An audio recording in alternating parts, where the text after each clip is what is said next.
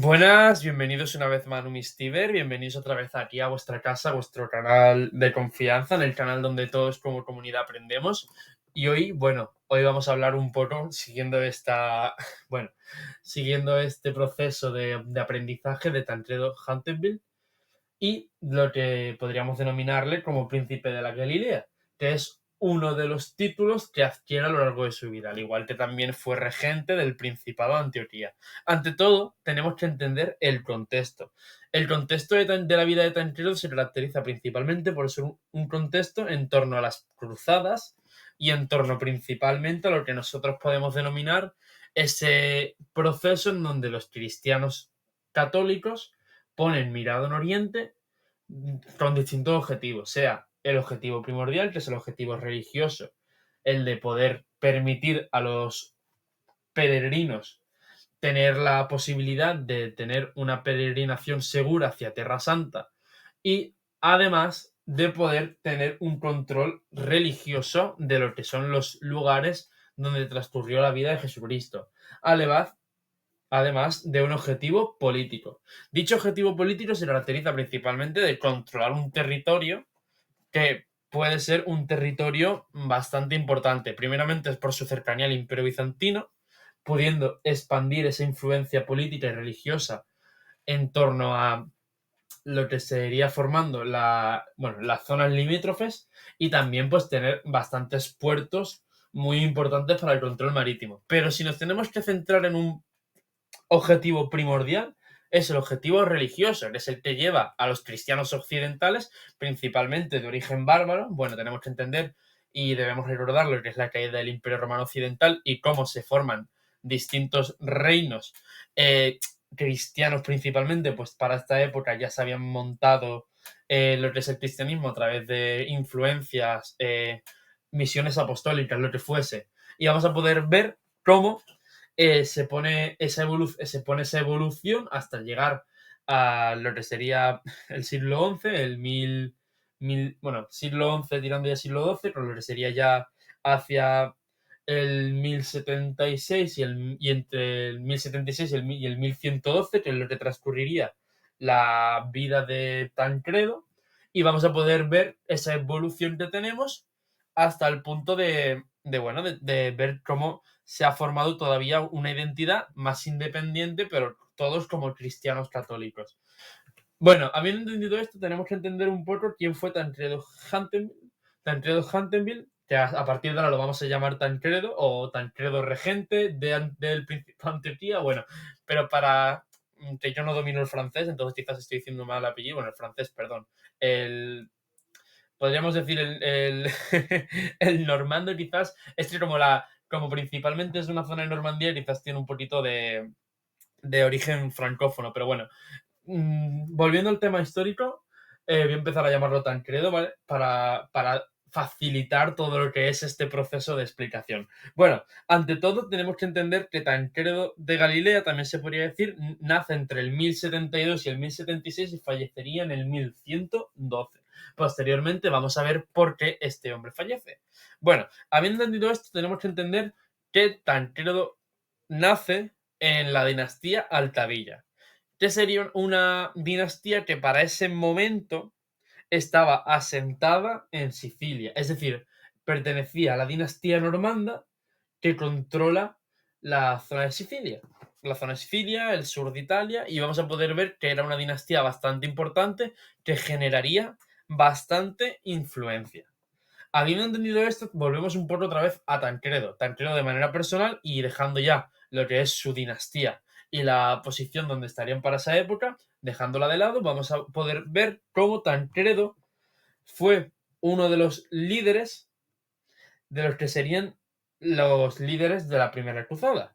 Siendo así que vamos a poder ver que ya desde el 1096 participa principalmente junto a su tío Boumundo desde un principio y tendría que comerse lo que es una tensa colaboración con los bizantinos, lo que vamos a ver posteriormente. Tenemos que entender principalmente que el objetivo es un objetivo religioso, es decir, como he dicho anteriormente, Tancredo buscaría la forma de llegar a controlar lo que principalmente y de manera posterior va a ser esta disposición, es decir, Si no me equivoco, creo que ya esto es posterior a la muerte de Tancredo, pero vamos a poder ver cómo se formarían distintos reinos de los denominados reinos latinos, de reinos católicos, los cuales serían limítrofes ante los sultanatos, como puede ser el selyúcida, o distintas sociedades de origen tribal que se han ido islamizando, y vamos a poder ver cómo estaría en un constante contacto, tanto pacífico como agresivo, con lo que sería el Imperio Bizantino. Habiendo entendido eso, tenemos que entender entonces por qué Tancredo, desde un principio, sería bastante renegado a lo que es a colaborar con los bizantinos. Principalmente porque para esa época estaría gobernando Alejo I. Y Alejo I con Neno, para ser así exactos, le diría, oye, vale, yo os dejo colaborar, os dejo pasar por mi territorio, os doy suministros, siempre y cuando vosotros deis al Imperio Romano Oriental todo lo que ganéis. Claro, esto a Tancredo le sienta como un palo, y a muchos líderes cristianos católicos también. Pero también hay muchos otros que prefirieron hacer ese juramento. Pero también hay un sector que los rechazaría de plano, pero desde un primer momento. ¿Qué pasa entonces? Que como desde el 1097 observamos un distanciamiento entre Tancredo y la causa romana oriental, debido a que esto se ve reforzado con unas negociaciones secretas entre Alejo y los selyúcidas, los cuales acordaron la toma de Nicea por Alejo y sus hombres. Vamos a poder ver entonces que los cristianos católicos, desde un primer momento, los que no aceptaron este vasallaje, se podría decir, directamente prefirieron actuar de manera independiente. Siendo así que vamos a poder ver cómo, bueno, cómo esto va a llevar a una serie de conflictos donde Tancredo va a tener que intentar evitar que, que simplemente no se les comiese el Imperio Bizantino. Pues vamos a poder ver cómo posteriormente va a volver esa rivalidad con los romanos orientales al rechazar el Tratado de Debol, que al final era un acto de vasallaje a Alejo Comneno. Siendo así que vamos a poder ver que para ese momento nos vamos a adelantar un poco en la historia para que tengamos una visión total de el conflicto entre latinos y bizantinos, donde vamos a poder ver cómo Tancredo, directamente siendo ya regente del Principado de Antioquía, que para el momento histórico donde acaban de firmar los primeros tratados no son, sino posteriormente, tras la toma de Jerusalén, vamos a poder ver entonces cómo, se va a volver a un conflicto y una rivalidad. Pues principalmente porque a Alejo Comneno le dolía que de repente hubieran otros cristianos ahí y que además no le cediesen terrenos o les rompiesen los actos de vasallaje. Bueno, ya entendemos un poco cómo son las relaciones de interés. Al final esto era una relación de interés y se les rentaba a los cristianos latinos montar allí sus principados y sus reinos, pues realmente no iban a hacer mucho caso a lo que, ser el emperador. Aún así, tenemos que matizar que ya para esta época menos, pero anteriormente sí se reconocía la autoridad del emperador. Incluso para esta época quizás podemos encontrar algunos remanentes. Para esto os recomiendo, así un poco, siendo así, el canal de Volcanumis, donde hay un vídeo muy interesante, una serie de vídeos muy interesantes que hablan con una entrevista entre Volcanumis y José Sotochica, para entender un poco estas relaciones entre reinos occidentales y la autoridad imperial de Oriente.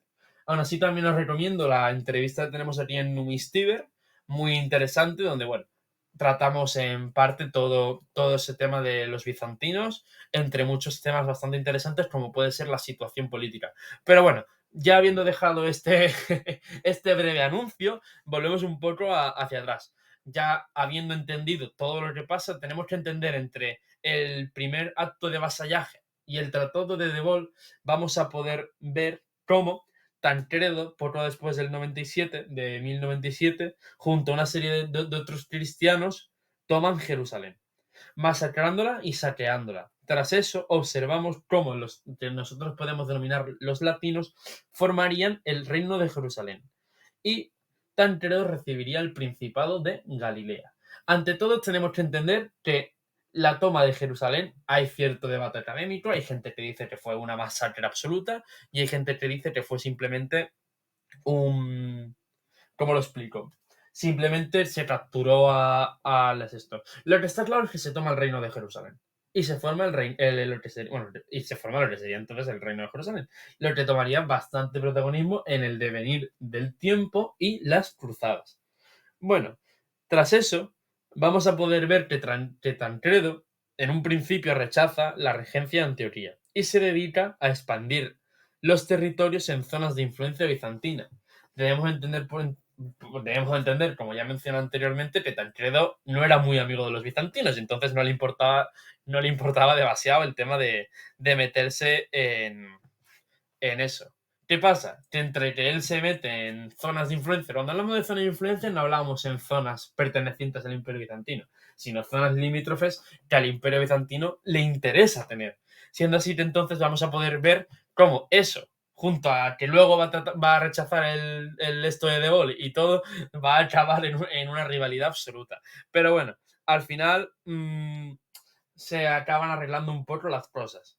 ¿Qué vamos a poder ver entonces? Vamos a poder ver entonces que en 1104, con Balduino II preso, tras la batalla de Arran, Tancredo se hace regente del condado de Edesa, lo que le llevaría a bastantes conflictos, porque Balduino II está un tiempo capturado, pero a partir de ahí dice, yo quiero mi trono, quiero mi puesto, ¿no? Entonces, Tancredo le dice que nada, y que aquí está este hombre y te citan encarcelado, que es tu culpa. Entonces vamos a poder ver cómo este Balduino II se pondría con lo que, bueno, podríamos denominar el enemigo, una serie de jefes y caciques árabes para recuperar el, el condado.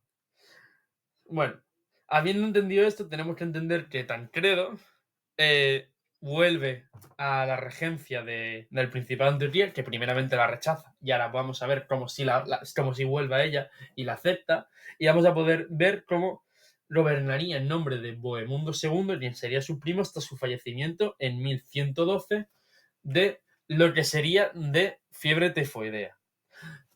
Cuando pasa esto, pues bueno, ya sabéis lo que pasa, que hay conflictos, hay intereses y bueno, podemos ver que el Principado de Antioquía aguanta y en sí hay una serie de procesos, los cuales en este caso serían un poco complicados porque muere sin descendencia y así que bueno, quiero imaginar que Bohemundo II entonces tomaría otra vez el poder.